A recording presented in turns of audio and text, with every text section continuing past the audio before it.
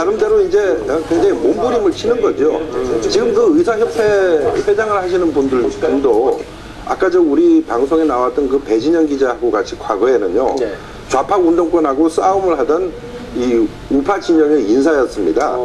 그런 분이 지금 정부와 대립을 하게 되는 이 문제는 네. 궁극적으로 정부가 이런 문제가 야기될 것을 미리 예견하지 못한 일차적 책임이 있습니다. 정부의 부재입니다. 예. 그렇군요. 지금 서비스 발전 기본법을 고쳐서 이제 뭐 원격 진료라든지 의료 그 뭐 자회사 설립을 이제 허용하겠다는 정부 방침인 건데 이 문제에 대해서 가장 잘 아시는 분이 안철수 의원 아닐까요? 그러니까 의사시면서 정치인이니까 가장 잘할 텐데 해결책을 내놔야 할 텐데 네. 이게 또 어떻게 할지 모르겠습니다. 근데 의사 입장에서는 서야 될지 또 국민의 입장에서 서야 될지 모르겠죠. 근데 여하튼 이 문제는요.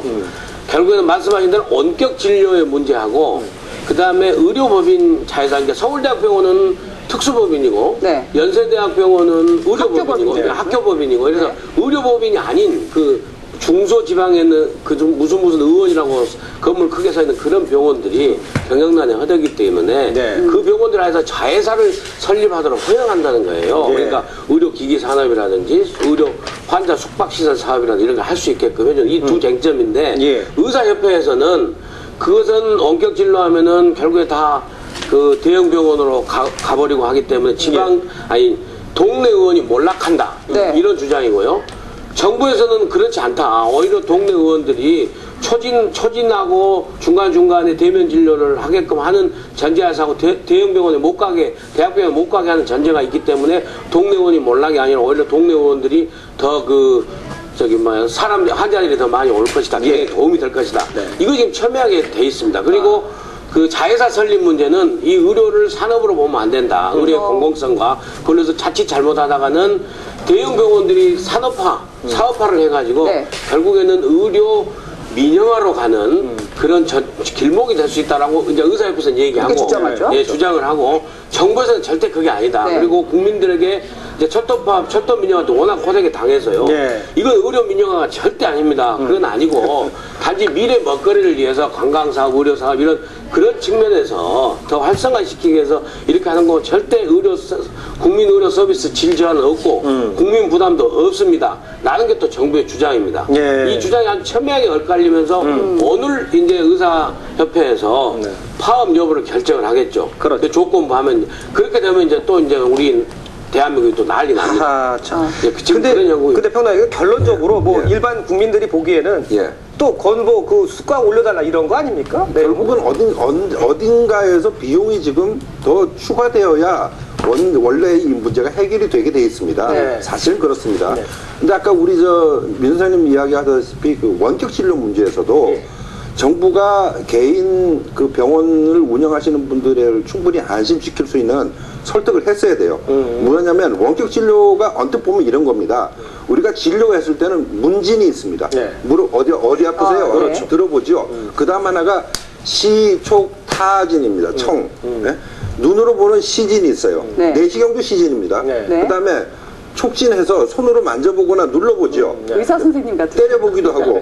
잘하시네요. 그다음에 귀로 들어봅니다. 네. 그렇죠. 이게 다 필요합니다. 예. 입체적으로 필요합니다. 그런데 원격 진료 자체가 뭡니까?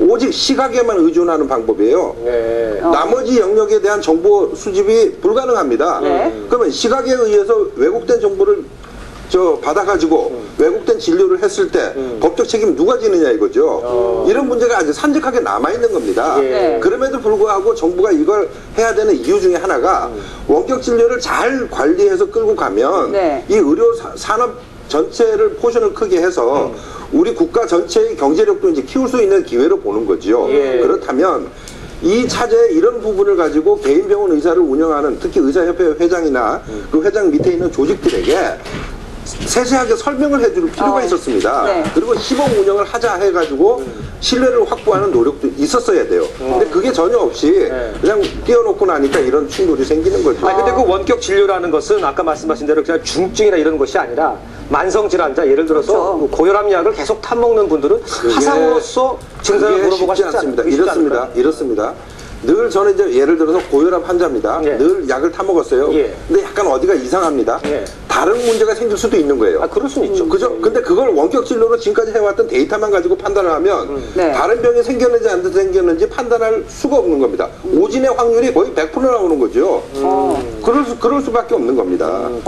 그럴 위험이 있을 때 그때 가서 뭐 직접 이미 늦으면 어떻게 늦은 됩니까? 상황이라. 그럼요. 아, 그렇군요. 예, 근데 뇌경색 같은 그렇죠. 경우는 거기에 대한 대비책은 철저하게 있어야 생명에 관한 문제이기 예. 때문에 근데 사실 아까 말씀하신 대로 이제 자세히 제가 이제 보니까 네. 잘 조사를 해보고 해보니까 결국에는 의료 수가가 낮아서요. 예. 거기에 대한 불만의 문제입니다. 그렇습니다. 명분은 국민 건강권이고 이제 이렇게 가는 거지만은 사실 그 깨놓고 얘기해서 의과대학 10년 공부해서 그 좀 월수 뭐 연봉 1억 되고 뭐 이렇게 해야 되는데 지금 사실 13,580원이거든요.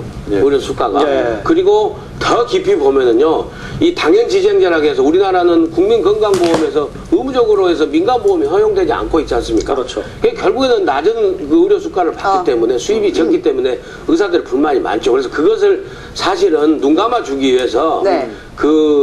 의약 제약 회사하고 그 약간, 리베이트 받는 걸 눈 감아 줬거든요. 그렇죠. 근데 그걸 또 사실은 국회에서 쌍벌제를 적용하도록 네. 또 법제시켜서 단속을 심하게 하니까 계속 이제 낮은 수가에 대한 의사 선생님들 죄송합니다. 아무튼 낮은 수가에 대한 불만이 쌓여서 이렇게 오는데 거기다 이제 원격 진료가 문제가 되니까 그런 문제점을 들고 이제 일어난 거죠. 그러니까 사실 정부 당국에서요. 네. 그다음 의사 선생님도 그러고 국민의 입장에서 접점을 찾아야 됩니다. 이걸 파업할 일이 아니죠. 네, 지금 아주 재밌는 말씀하셨는데 예. 그 과거에 의사들의 그 수가를 보충해주기 위해서 사실은 눈 감아준 게 그 리베이트라는 거 아닙니까? 그렇죠. 그죠?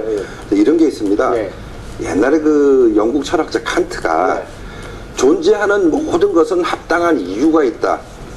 무슨 얘기냐? 의사와 제약회사 간의 리베이트가 계속 존재해 왔다. 네. 그럼 분명히 거기에 그럴 만한 이유가 있는 겁니다. 예컨대 우리가 과거에 한때 이제 청량리에 있는 모 지역을 예? 강제로 퇴거시키고 그래서 거기에 있는 율락 여성들을 다 없애고 막 이렇게 하지 않았습니까? 네. 그런 부분도 존재해 왔다는 것은 어떤 합당한 이유가 있는 거죠. 네. 그걸 없애고 나면 겉으로 제도적으로는 깔끔하게 해결됐다고 손을 치지만 나중에 이것이 주택가로 곳곳으로 들어가서 더 많은 문제를 야기시키듯이 이 리베이트 문제도 사실은 그런 식으로 변질된 측면이 있는 겁니다. 풍선의 한쪽을 누르니까 맞습니다. 한쪽이 풍선 효과를. 뭐 이렇게 얘기를 나누다 보니까 리베이트 얘기까지 또 건너왔는데 이 원격 진료의 한계와 숙제를 뭐 잘 말씀을 해주셨어요. 네. 이번에는 자회사 얘기를 좀 해보면요. 예. 이런 그 우려가 나옵니다. 그 자회사에서 의료법은 자회사에서 예를 들어서 뭐 건강식품 같은 것을 이제 만들 수 있지 않습니까? 이렇게 되면 예. 그러면 의사 선생님이 이렇게 진료를 해주시다가 아 참 우리 회사에 좋은 식품이 하나 있는데 이렇게 권장을 할 경우에 그거를 참 거부할 수 있는 환자가 있겠느냐. 사실상 그런 또 지적을 하거든요. 그러니까 그게 굉장히 아주 정확한 포인트인데요. 그것은 이제 그런 일종의 강매지 않습니까? 그러니까 아픈 환자가 거부할 수가 없는 거죠. 거부할 수 없어. 네. 선생님이면서 이 회사, 이 제품이 좋다. 건강식품. 또 의료기기도 마찬가지예요. 네. 그 자회사에서 있는 의료기기 쓰라고 그러면은 예.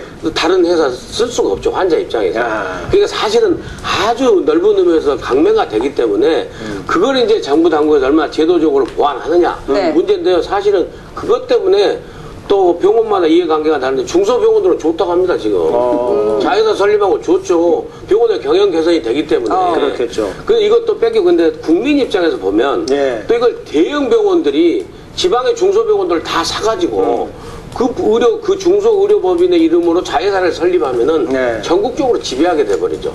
이제 그런 부작용도 사실 염려해야 됩니다. 그러니까 예. 정부 당국이 그 부분도 굉장히 꼼꼼히 생각해야 됩니다. 네, 여러 가지 발생할 수 있는 일들에 그렇죠. 대해서 산업적인 철저하게 대비를 측면에서만 해야겠네요. 예. 네. 그 산업적인 측면에서 보는 것도 네. 어프로치 하는 것도 중요하지만은 중요하죠. 방금 지적한 문제도 굉장히 네. 더 중요하죠. 예. 정치권도 이 문제에 대해서 굉장히 깊이 있게 관심을 갖고 있는